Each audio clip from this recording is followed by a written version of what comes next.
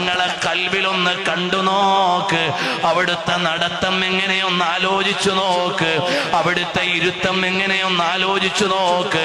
ആയിഷ ഉമ്മ റളിയല്ലാഹു അൻഹ പറയാണ്, അവിടുത്തെ ഓരോ ചുവടും കന്നഹു യഖ്ലഉ الرجل വയളഉഹാ, അവിടുന്ന് ഓരോ ചുവടും നല്ല ചടുലമായ വെപ്പുകളാണ്. അവിടുത്തെ കൈവെള്ള എങ്ങനെയൊന്ന് നോക്ക്. അതാ പ്രകാശം പൊഴിക്കുന്ന കൈവെള്ളയാണ്. അവിടുത്തെ കൺകോണുകളൊന്ന് ആലോചിച്ചു നോക്ക്. നല്ല സൗന്ദര്യമുള്ള ഇമകളാണ്, സൗന്ദര്യമുള്ള നേത്രങ്ങളാണ്. അവിടുത്തെ മാറിടം വിശാലമാണ്.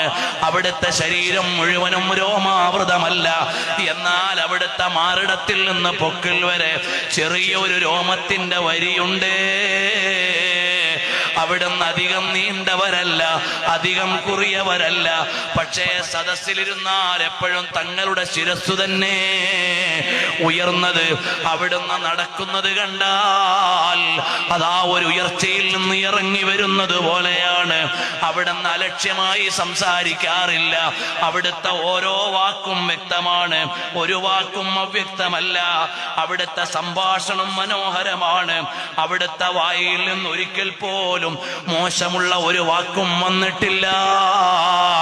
അവിടുത്തെ സദസ്സിൽ ഒരാളും ഒരാളെയും